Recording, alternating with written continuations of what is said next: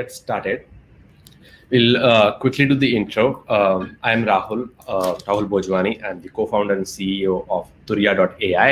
It's a mindful productivity app, and we're trying to go towards this mission of solving this broader problem, right, of stress and burnout.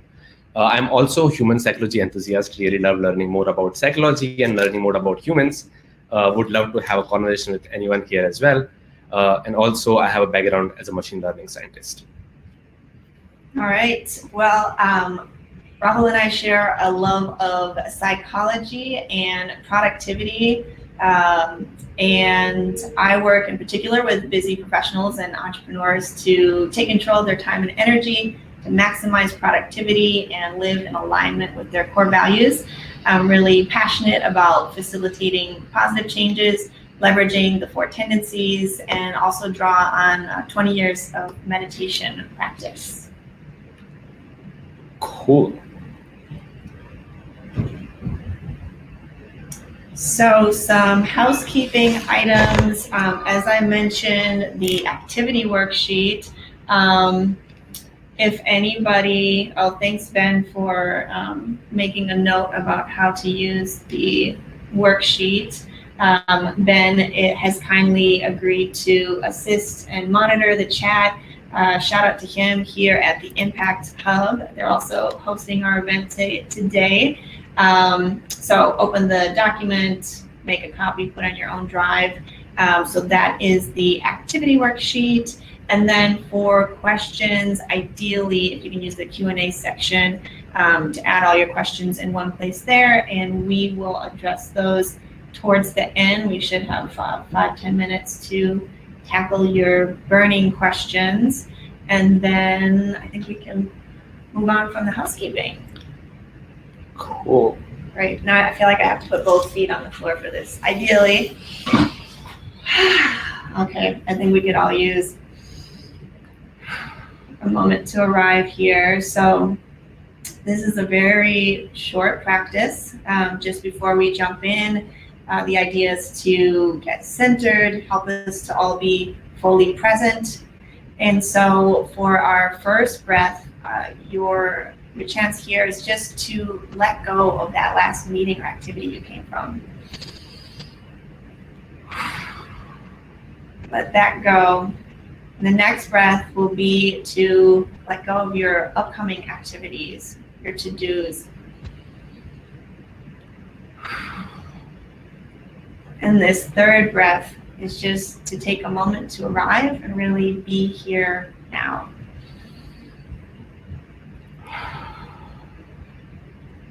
Great, thank you. I hope that this will help you all to make the most of our time together. And this is just a mini micro meditation that can be helpful before transitions. You can do it on your own or even lead it with a team. And I will pass it over to Rahul. Thanks a lot, Tamara. This was really helpful even for me to get ready, given the fact that I was juggling through presentation a bit just before the talk. Cool. So let's get started, guys. With getting deeper into the problem at hand, right? So as we can see in this slide, it's understanding the problem of stress, burnout, and distractions for us as entrepreneurs and even broader people who have a lot of responsibilities that you're juggling through, right? The key thing that we want to probably address here, that it's not our fault, right? It's not our fault that we are facing all these issues. It's because the world around us designed like that. And as I mentioned, feel free to use chat for active conversations. If you relate with anything, just have some conversation going on in the chat as well. And the moment we understand that this broader problem, again, of burnout and stress is not exactly completely our fault, but rather also the action of the world around us, right? And let's understand what do I mean by that, right? So we'll get deeper into the problem right here, right? If we try to break down this broader problem, the first thing is probably having a lot of task and responsibility overwhelmed, right? There's so many things that we have to do, so many hats that you have to wear, and so much going on, right? That definitely puts a layer of stress by itself, if not managed in the right way. It should not, right? But it does, right? Second thing that we all are facing right now is, of course, not to mention we are still in the middle of pandemic, and there's a lot that has happened throughout the globe, right? And it has definitely caused a lot of lack in our inner well-being and our control in general, right? Now, if we take more deeper look at the problem at hand, we are in a world of ever decreasing attention span, right? And I would touch a little more on that in the next slide as well. But right now, the world around us is designed to mine our attention away, right? Not our fault again. It's the world around us designed to mine our attention.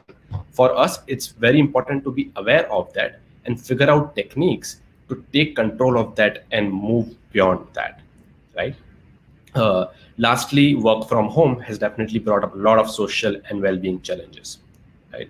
So here, as quote from Real, who is the author of Indestructible, that most distractions start from within. So for us to solve this problem exactly, we need to go inside out, because there's a lot of distractions inside us that's coming from the situations that I just mentioned in this slide, right? So let's get deeper into how to be indestructible. I would actually take a quick pause here before I get deeper into this slide. I feel like since a lot of people are coming in and out, there is a link to the worksheet. So this entire presentation is followed by a worksheet, which will have some activities that we'll go through. And if you have not opened and made your copy of the worksheet yet, please feel free to do that. The link is right up there, and Ben will also copy and paste the link again. Ben, it will be great if you can do that. Sorry, to answer the question, what WFH means, WFH means work from home. So the work from home situation, right? Or we can also call it work from hybrid, I guess. Cool. So let's get deeper into how to be indestructible, right? Slide right here. Yeah. So we need to, as I mentioned, we need to solve this problem inside out, right? First, we need to understand the attention quotient. So like EQ, IQ, there is a term called attention quotient, AQ, right? That's a really important resource that we need to optimize or make sure that we are using it in the right way. And that's a future economy, attention economy. There are some terms like this that you can also Google and know more about these topics, right? But this point here, that attention span, the human attention span, is decreasing, and it has decreased to drop to 8 seconds. And there's a link again in our worksheet where you can look at that article. And interesting thing is, it's actually lesser than a goldfish.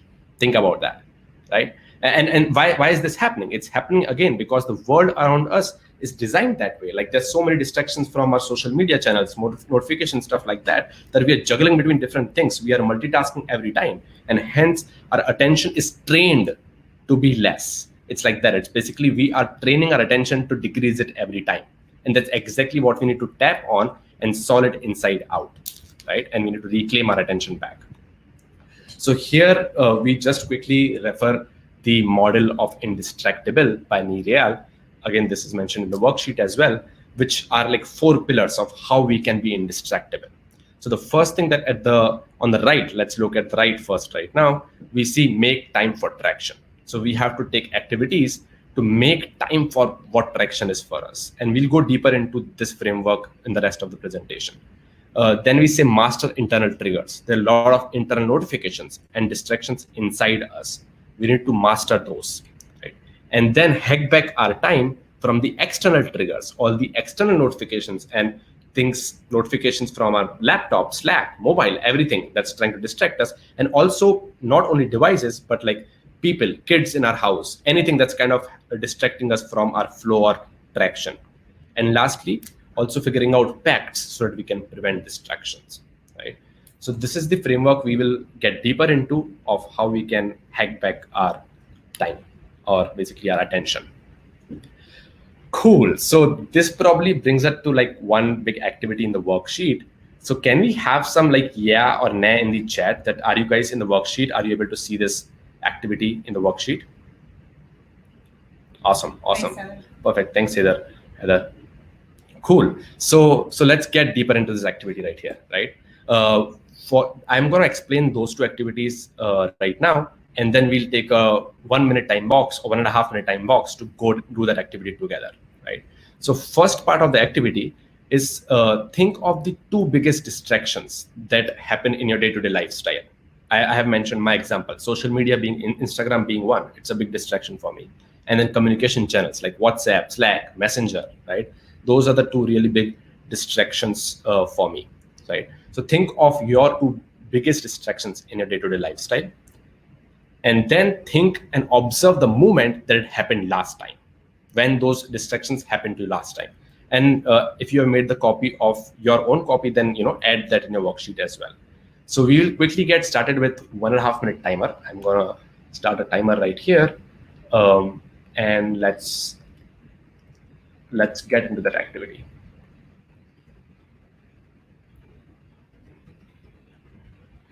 And when Rahul says he's starting a timer, he's going into the Turi app to create that timer. Exactly. Thanks, Tamara. So as you see right here, we'll start a 1.5 minute timer. Let's do it 130 seconds. And take this time, work on this activity for yourself. Think deeper.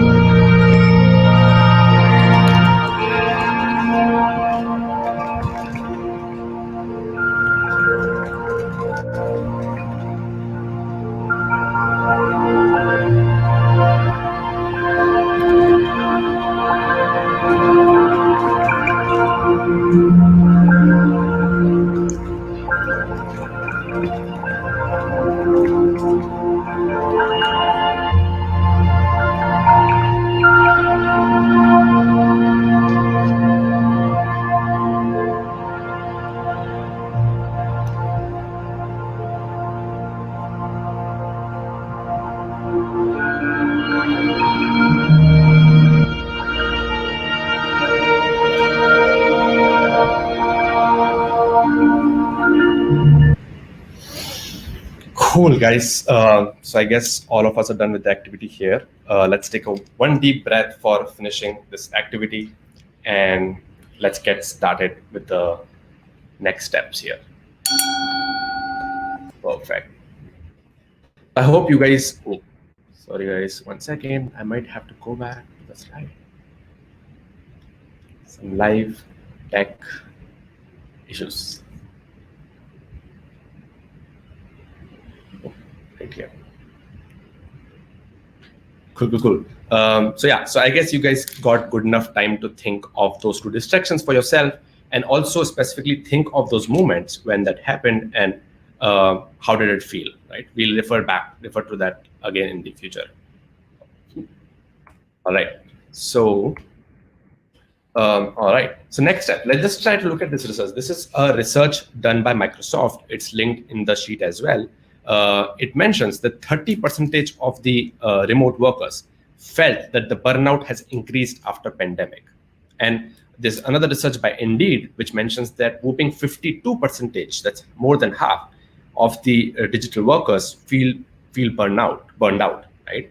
And that number has increased by 9% after pandemic. So we definitely are in a situation where it's normal for us to feel like that, and we can solve that through the paradigms that we're discussing right here, right? The same research done by Microsoft also mentions that 70% of the folks feel that meditation or mindfulness has helped decrease the work-related stress.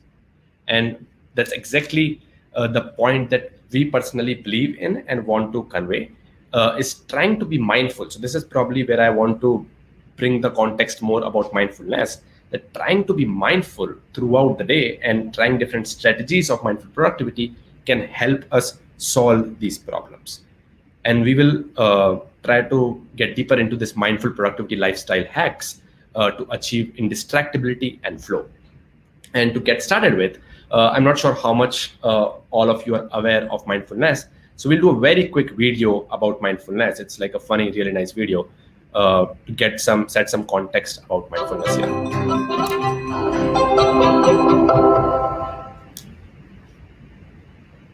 You may have heard this word mindfulness become something of a buzz phrase of late. I'm going to give you one simple, serviceable definition, which is this. Mindfulness is the ability to know what's happening in your head at any given moment without getting carried away by it. Imagine how useful this could be. Just as an example, driving down the road, something cuts you off in traffic. How do you know? I just saw chat that you guys are hearing echo, and we have the mic closed, so I don't know why that's happening. Let's try that again, I guess. I just want to make sure people can still, well, we stopped the video. So if you play the video, can people hear it? Okay, Kartik says we can hear it. They can hear us. Okay. But there's echo in the video. Is that the case? Huh. Okay, we're not playing audio right now. Let's go ahead and play it. All right, let's play it again. Let's just play it from where we're at. If I can follow it. That's fine. I think we put a link to it. Yeah, let's just try. Let us know if there's echo again, and we can just move on. You may have heard this word mindfulness become something of a buzz phrase of late. I'm going to give you one simple, serviceable definition, which is this. Mindfulness is the ability to know what's happening in your head at any given moment without getting carried away by it. Imagine how useful this could be. Just as an example, driving down the road and somebody cuts you off in traffic. How do you normally react? I think most of us normally react by having a thought, which is, I'm pissed. And then what happens next? You immediately, habitually, reflexively inhabit that thought. You actually become pissed. There's no buffer between the stimulus and your reaction. With just a little bit of mindfulness, in that same situation, you might notice my chest is buzzing, my ears are turning red, I'm having a starburst of self-righteous thoughts, I'm getting angry. But you don't necessarily have to act on it and chase that person down the road, screaming at them with your kids in the back of the car thinking you've gone nuts.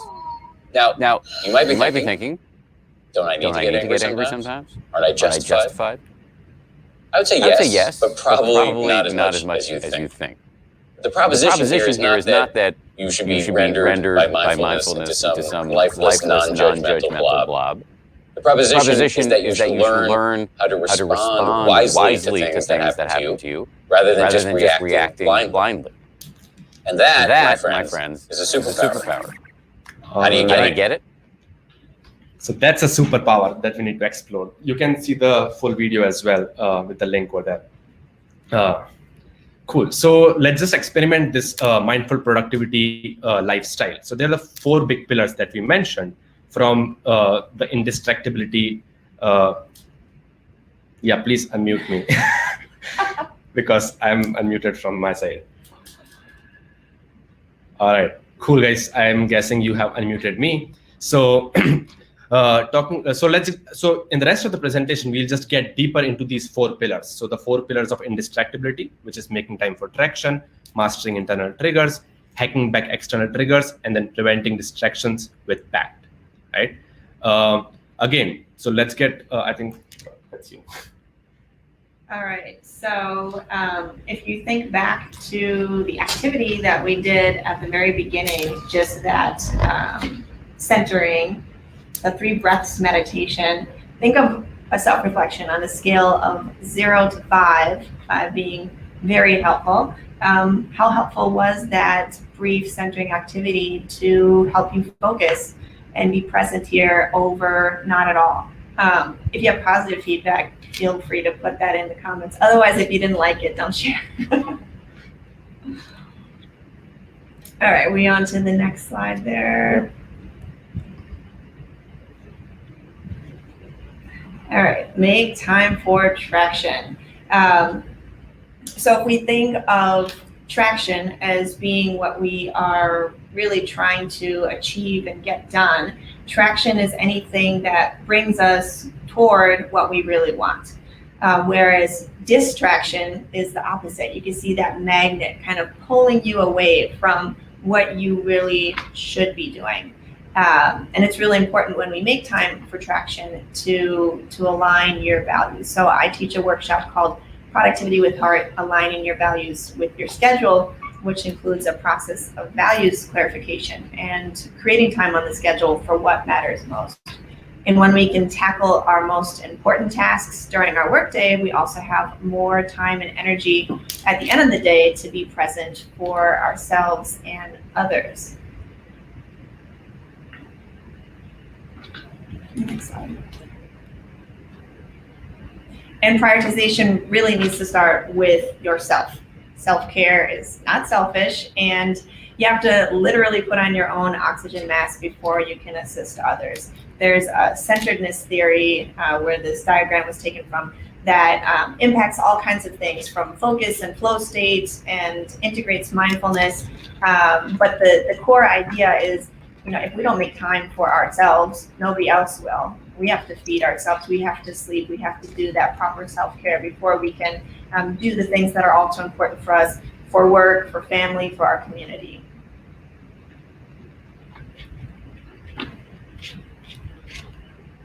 All right, Tamara.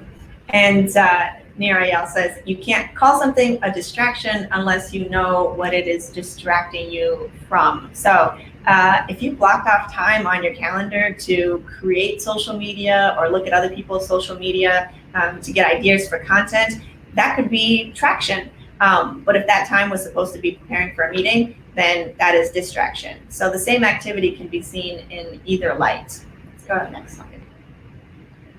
All right, so we're gonna go to activity 4 in your worksheet, and I'll be sharing a personal goal and a professional goal, and you can choose which goal you'd like to create. And so, for example, if you think about a longer term goal for yourself, you may say, I wanna improve physical fitness. For the week, you could break that down to 150 minutes of moderate physical activity, which is what the American Heart Association recommends, and then further break that down to walk 30 minutes 5 days a week. For a lot of people, exercise, if we don't get it done first thing in the morning, we really don't have the energy at the end of the day, or other things come up. So a lot of people are most successful if they just say, okay, I'm gonna get up 30 minutes earlier before I start work meetings, and I'm gonna knock that out, start my workday with that sense of accomplishment. And to that end, it's super important to do that calendar syncing or time blocking, or maybe you're putting it on your calendar from 7 to 7:30, Monday through Friday. And then we'll do the next example. And again, you can follow along on the worksheet for activity number 4, and then we'll give you a couple minutes to go through that. So an example of a professional or business related goal is expand the market reach for my business. And then to get more specific, aim for example, 10 new newsletter signups or followers this week. And then your goal for today could be connect with 20 people on LinkedIn, for example. And maybe you want to make sure that you're spending 30, 45 minutes on this, and maybe that's the first thing that you want to do in your day, or the last thing you do before lunch. Block that in your calendar. That can also be recurring. That's part of that calendar syncing. And so we can probably set the timer, let's just say maybe 2 minutes in the interest of time. Mm-hmm. If you don't finish the activity, then you will have access to this. And then just a fun side note, when Rahul and I were putting together these slides, it was difficult to tease it all out. We set a time box for 15 minutes. We set the timer and we knocked it out, which is some of the benefits of setting that timer and really committing to using that time together. So you got the 2-minute timer going, and we'll give you 2 minutes to dig into that and create those goals.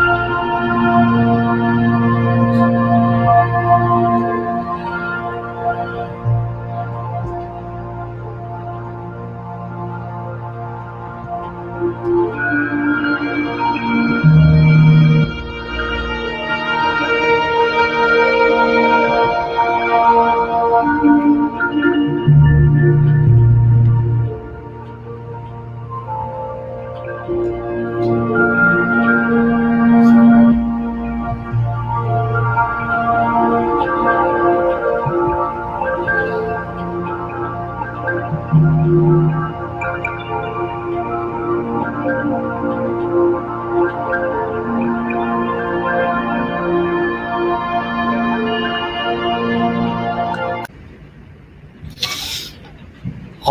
Perfect. So I hope, Deep breath. yep, let's take one big deep breath.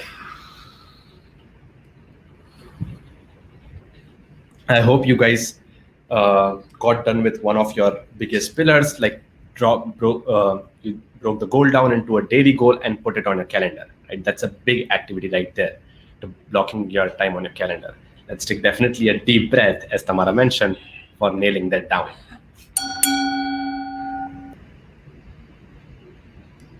All right. Every time I switch from this back to slide, there's a small gap there, I guess. So please excuse me, guys, for that.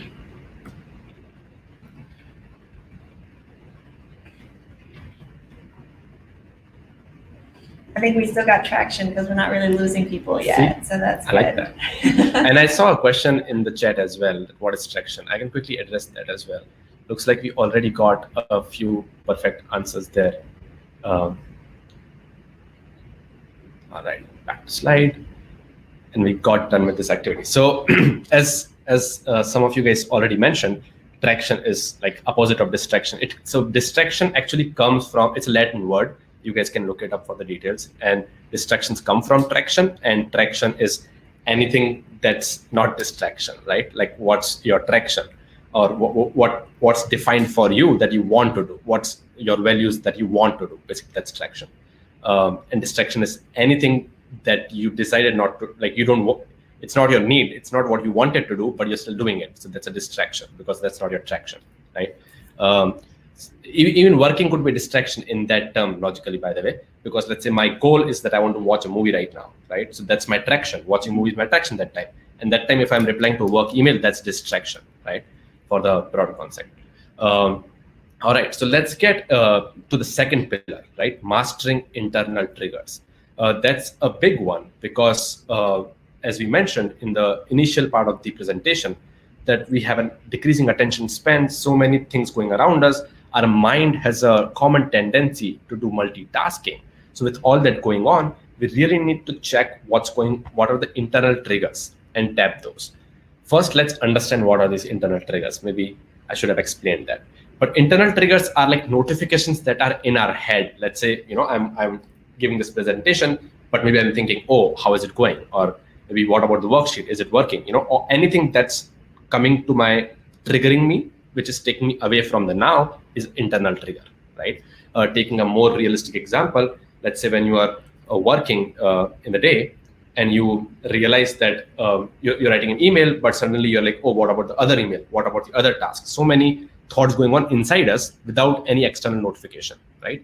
And that's a key thing that we need to master, right?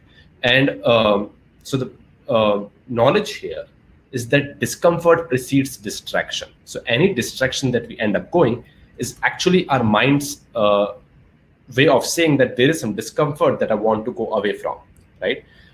So what is that, like the discomfort that happens and we go towards something that's distraction.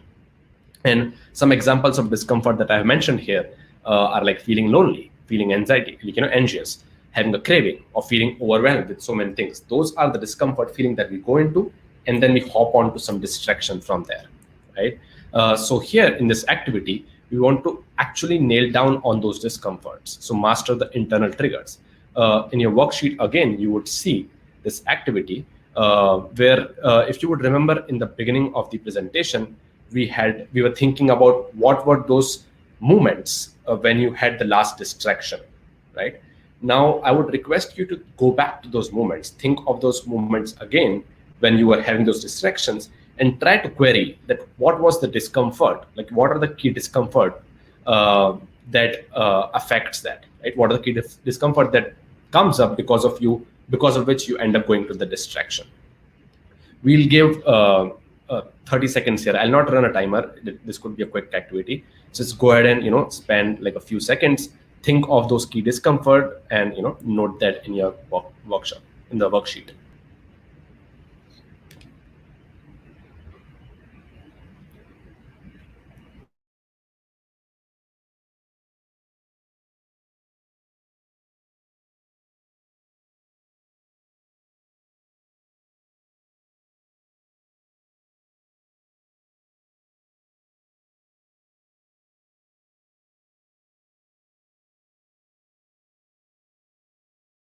on track.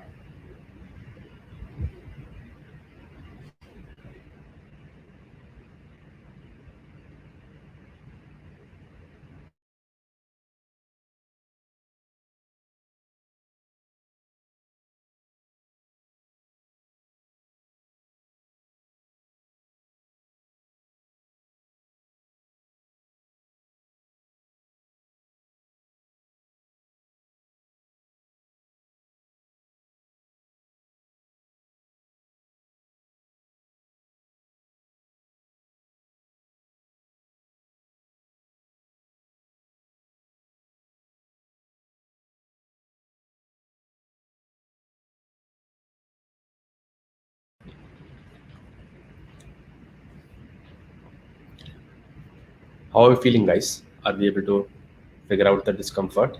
Just done-ish. Well, we'll give a few more seconds if it is done-ish. I think this is an important one, and it definitely takes sometimes more time. But let's take few more seconds here, and then you can resume to this activity as well later.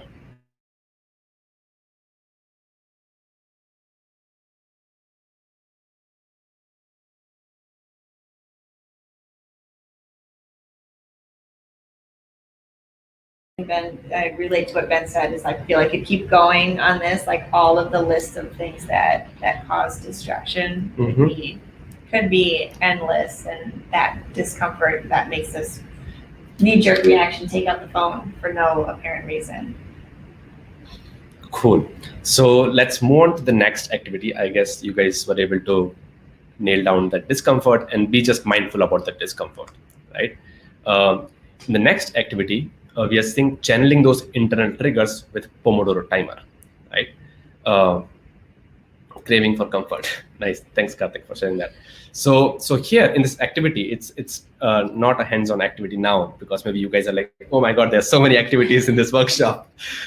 So here, basically what we are saying, we are just talking about the power of Pomodoro timers, right? So here we say channelize internal triggers with Pomodoro timer. So what is a Pomodoro timer? I'm sure some of you are aware of it. It's like an Italian technique which says that you run a timer around a task, right? So like what we already experienced for a couple of activities, we ran a timer around whatever we want to do, right? And the key thing here is that once we start running a timer, our mind subconsciously stops multitasking. And I will probably share more detail on that later as well. But that's also a big technique for us to master those internal triggers, right? Because once, again, I'll just give a quick example. I'm writing this email, but let's say all those thoughts that, oh, what about replying to this other thing? What about the other task? All those things can be subconsciously blocked if we run a timer around a task. So in this activity, what we are asking is that whatever time that you have scheduled or blocked on your calendar, whenever that comes, whenever you are ready to do that activity, run a timer, right? Say, okay, I'm going to work on this activity for 15 minutes. Subconsciously click on anywhere, on your phone, Google, wherever you can find a timer, or you can use Turiya. Just go and click on the timer and run the timer so that your mind is subconsciously deciding to not multitask, right? And once we have figured that out, then just nailing down that discomfort, right? Making sure that our thoughts are not being affected by the discomfort. Like think of the video that we looked at where the discomfort feeling was that, anxious, I'm pissed, but the reaction to that was not necessary, right? So same thing, the key fact that we're bringing in here is that understanding those discomforts and making sure that your inner psyche and internal triggers are not being affected by that, not reflecting to that. And that can happen once we tune our internal muscle, try to reclaim our attention. And the way to do that is mindfulness, right? And mindfulness is a broader term. It's not about any woo, right? Like everybody could try mindfulness in different ways. I'm sure a lot of you connect with that, right? That it's just the process of bringing your thoughts in the now and being in the now, right? And here we are saying that you can reclaim your attention and focus on the now with mindful breaks. So throughout the day, whenever you feel that, okay, this is the moment when I'm a little stressed or there's a punch going on, being aware of that and recentering and coming back to the now, right? Going and then hopping on to your next thing, whatever it is, and running a timer around that is like the skill to actually control those internal triggers, which is really the biggest distraction. And also, as we touched upon that in the chat.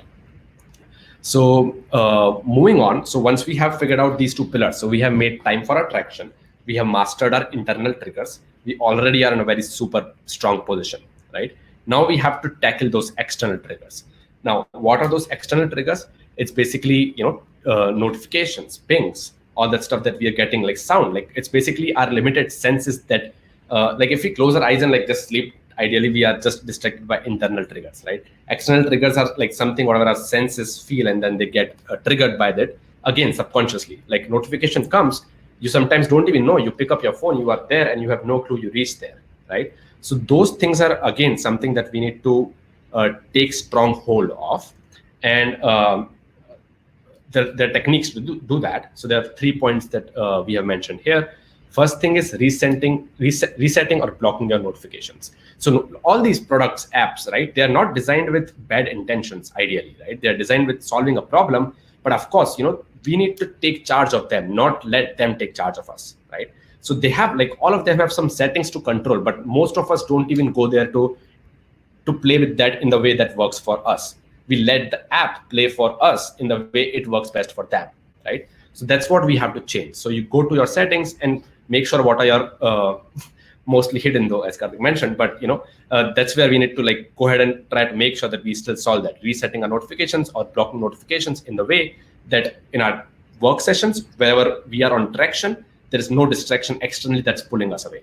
And even if it is, if we are mindful, if we are trying to recenter attention in the now, we are aware that, okay, that's a distraction, but I'm not gonna take a reaction towards it. I'm not gonna respond to it, right?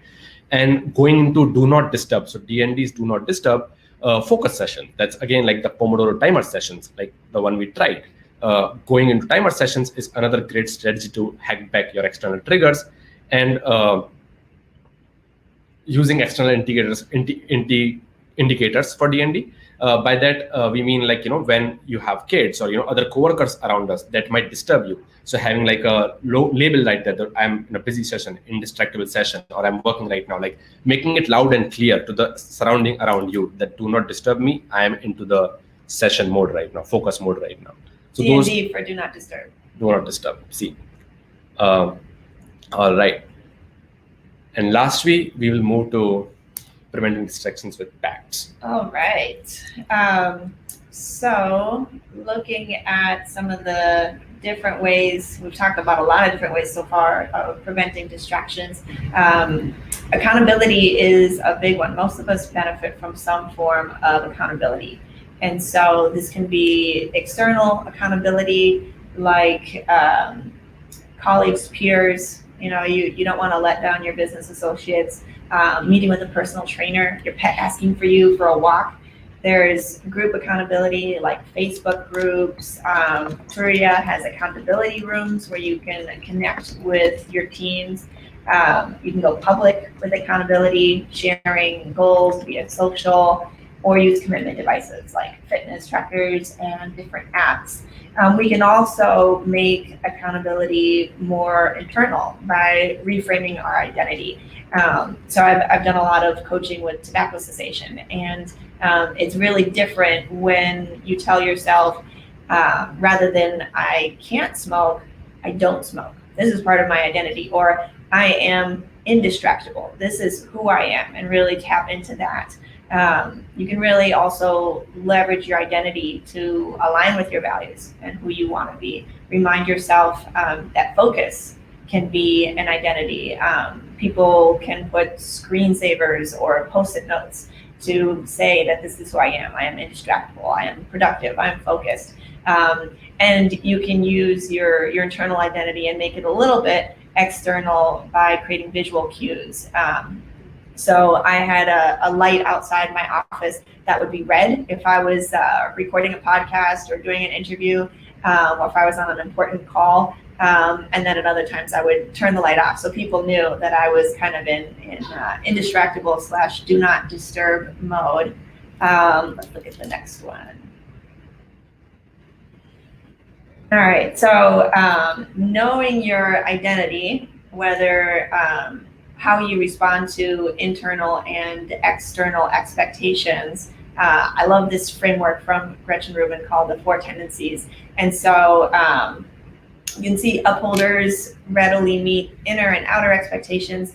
The opposite are rebels, and a lot of people on this call as entrepreneurs are likely to be rebels.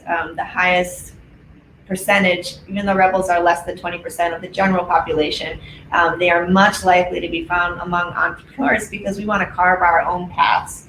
A lot of entrepreneurs can also be questioners, because in order to create a new product or service, you're really solving problems and you have to ask a lot of questions to get there. So I love the Four Tendencies. It's really helped to enhance the way I coach. And this Friday, we'll have another Twin Cities Startup Week session. I'll be talking about the Four Tendencies and how we can leverage those tendencies or personalities to meet expectations and also to be more successful personally and professionally. So we'll talk about that and goal setting on Friday. And I think this brings us back to Raj. Cool. And Tamara, it looks like there's a question regarding the Four Tendencies, and if there's a quiz, and I can. Thanks, Ben. Ben's on it. Yes. Please don't take the quiz now. You want to be indestructible. It only takes a couple of minutes. And definitely take it before meeting on Friday and connect with me directly if you have more questions. And Tamara is going to get deeper into those Four Tendencies on the session on Friday. So, yep. So now we kind of covered those 4 pillars of traction, make time for traction, mastering internal triggers, hack back external triggers, and packed with accountability rooms, right? Sorry, I was all over the place there. But with Turiya, basically right here, to answer some of the questions that came up in the chat as well. Yes, the product is live. You can look at the link there, and probably Karthik also posted the link on chat. It's called webapp.turiya.ai.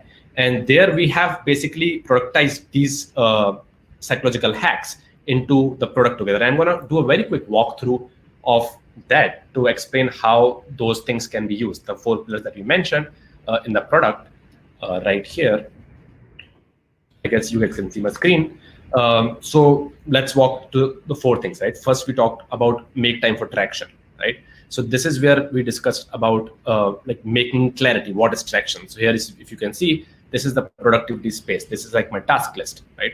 Here I can add things of what is traction for me? What are the activities? And it integrates with your current, not right now, but it's designed to integrate with your current work system. So it integrates with Trello, Asana, or whatever you guys use for your current work system to bring your tasks. And then you can enter your personal tasks, right? And then we spoke about calendar syncing, having things blocked on your calendar.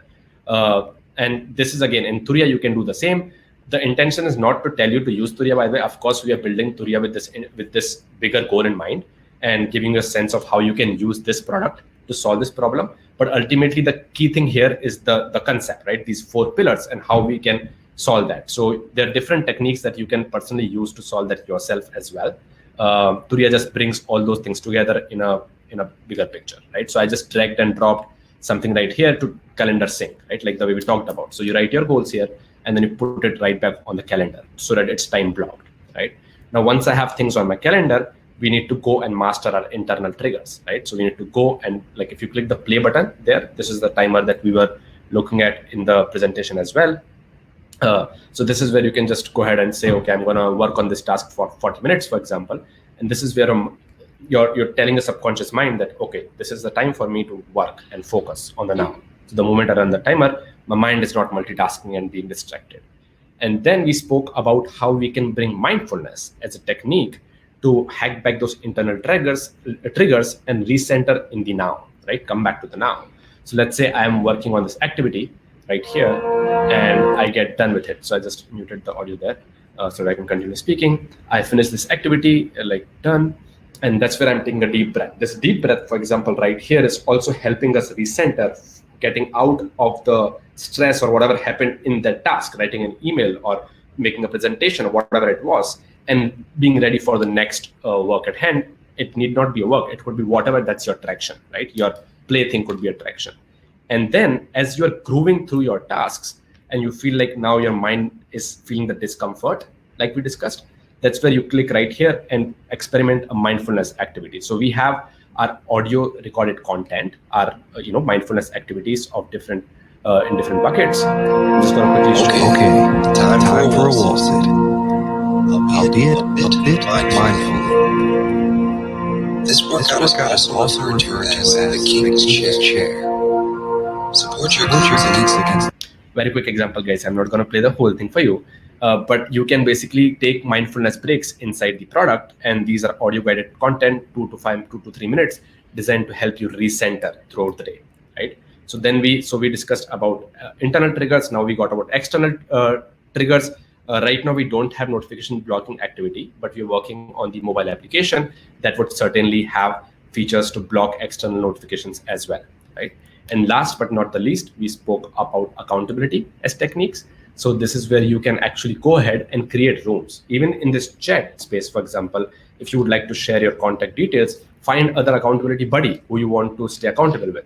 And there you can enter these rooms and just work together. So let's say I just show a demo of one of these rooms right here. You can see all the people here, and then you can look at the goal progress. So you have certain goals designed for yourself, and your accountability buddy and you can just be transparent about how you are tracking towards your weekly and daily goals, and how you can help each other grow and achieve those goals together. And the goals are basically something about productivity, about focus goal, and mindfulness. These are the 3 big pillars for the goals that we have right here. Group accountability, as Tamara mentioned. So that's pretty much it about a quick demo of how Turiya can be used to experiment with these 4 pillars. The link to the website, to the product, is also added on your worksheet, and it's in the chat as well. So feel free to use that. And with that, I think it brings us to the end of our presentation, and we are ready for Q&A. Yes. We did it. We stayed on time. We kind of did it. Yeah. I'm sure it's really funny to see our screens come together. It's going to be great when we watch the replay. The replay will be available in the Twin Cities Startup Week resource library, usually a couple of weeks after our lives. So we would love to see if there's anything, nothing yet in the Q&A. We did such an amazing job explaining everything. We did do a great job, but I know there's always more questions or things that came up along the way that we tried to answer. I saw some fun chat related to the 4 tendencies. Again, feel free to add your LinkedIn before people drop. I know, I'm not sure that people have access to the top of the chat if they joined late. I think they do. They do have access to the chat. Okay. But I think it will make sense for people to add their information if they want to connect, share your email, LinkedIn, or whatever it is. Feel free to reach out to us as well. It's mentioned there. And we would welcome any feedback. Mainly questions right now to see how we can, and even active discussion around this topic. I see Kate's question. Okay. Kate, you've already self-identified as a questioner. Questioners in particular, you can get into a lot of analysis paralysis. So I recommend that you set a limit as to how much time you're going to spend thinking about how much time you're going to do on an activity. Of course, it's going to depend on the scope of the project. Like if you're launching something that's going to take months, like maybe you really need to put some time and energy into creating the outlines or breaking things down into different projects. But sometimes I think you have to do a self-check and say, am I almost researching as a way of procrastination? Or you get to the point where there's a diminishing returns, where more research isn't necessarily going to give you more information, or taking more time to decide what to do isn't necessarily gonna weigh well in that cost benefit. So limit that time that you take, especially if you're a questioner. Ultimately, you want to spend more time actually executing the project than just thinking about it. Awesome. And looks like Karthik has also added a question about what's the ideal accountability room size. Smaller the better. I feel we all can share our viewpoint. I feel it's kind of depends on your persona or what works best for you. I definitely feel it should not be too big. Otherwise, it's a lot of chaos and you're not being very authentic about being accountable. An ideal size, I would say between 2 to 4, right? And it also depends on what's the goal. If it's like a workout goal, right? It could be a bigger group as well, because maybe you guys want to hold each other like go and play a sport or work out together. But when it's around the topic of the the talk, which is around burnout and for entrepreneurs, I feel around 2 to 4 is my take on that.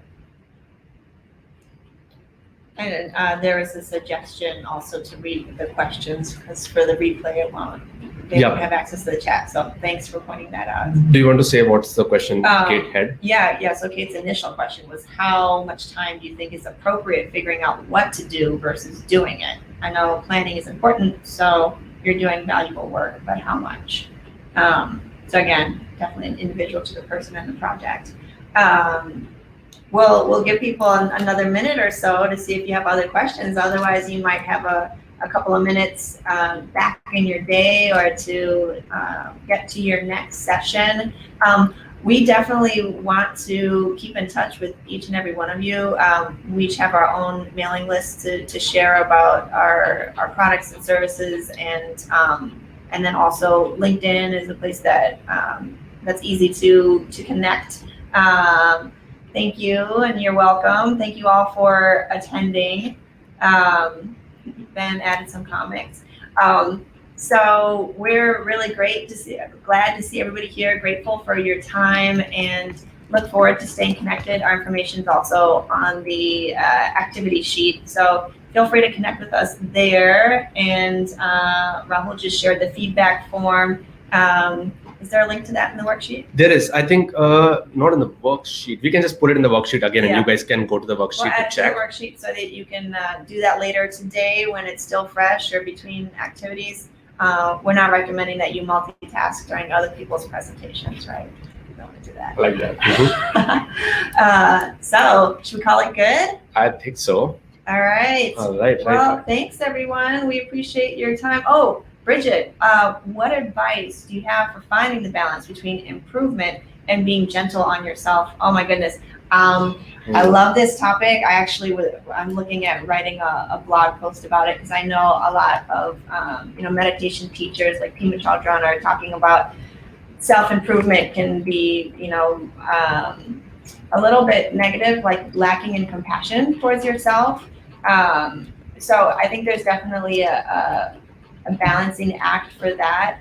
I think maybe, and I'm just thinking out loud, is to think about the impact of that quest for self-improvement. Like, is the amount of effort that you're putting into it ultimately harming you or your relationships with others? Like, if I decided that I need to run a marathon and I have toddlers at home that need my time and attention, maybe running that marathon and improving myself and being part of that 1% of marathon runners, maybe it ultimately is going to hurt my relationship with my children, or not going to be a good fit for that particular time in my life.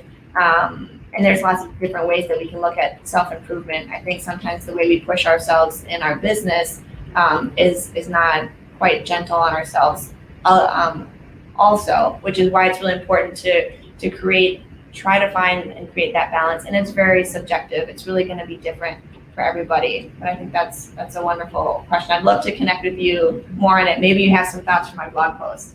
Awesome. Question. Yeah, looks like Karthik posted questions from the Q&A section. So this is Bridget's. I missed that. Yeah, I also missed that. Okay. But let's address that. So first question is, what's your advice for when you have to multitask? So again, we are in the world where we have started multitasking a lot, but ideally our mind is not, or our body is not designed for that, right? Now, again, it depends. Mainly when you're working on a focused task, right? And like a task where you have to put a lot of your senses, we cannot multitask. We don't have to multitask. We should not multitask, actually, right? But there could be certain things where, us as humans trying to get as much as we can, would let's say listening to an audiobook, right? The reason audiobook is a big space is because we are like the ears can process information while we are doing an activity which we are used to. Like, let's say if you're driving, not recommended. Let's go for cooking, right? So if you're cooking food and you, let's say, are good at cooking food, so you don't need a lot of senses or not a lot of calculations in your mind to figure out how you have to cook that thing. In that activity, you generally listen to an audiobook, for example, right? So that could be a place where you can experiment. Personally, I think we should not multitask, because whenever you multitask, let's say even if it is listening to an audiobook, we will not grasp as much as we will if you're just sitting and listening to the audiobook, right? Some people walk and listen to the audiobook. Of course, that's a good one because you are just walking, which is something that you have been doing just early on from your life. So you know how to walk. You're not using a lot of your mental capacity for that, and hence you're using the mental capacity to process the audiobook, right? So those are the places where if you're doing something that you're not using mental capacity yet, that you can experiment. But ideally, we are not designed to multitask, and we should not multitask. Yeah, I agree. The research shows that let's say you're working on a report or project, and then you get a ping from an IM or an email, and you decide to task switch and check out that email. Just the mental process of task switching, changing gears takes time. And if you are on a focused path, the research shows that it can take up to 20 minutes to regain that initial level of focus. So it really is unproductive. If you're on a meeting and you're text messaging or you're answering emails or something else at the same time, you can't listen and type. I mean, you're not going to capture everything. So not ideal. It should be limited as much as possible. And I really like what Karthik just mentioned there, right? That it's basically fast switching to monotasking.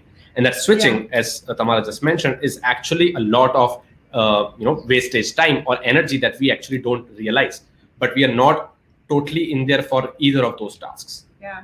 I think the last question is Ben asked how we invite our friends or coworkers. Is there I can quickly address that. Is there a link there? And then we should also, we understand if you have to drop, and we have a couple people drop, which is fine. We're wrapping up here. I want to be respectful of people's time too. Yep. So just quickly address, once you go to the accountability rooms in Turiya, there is a way you can say copy link, and you can just copy the link there and send it to your friends and peers, and they would join your accountability room, and you can hold each other accountable together.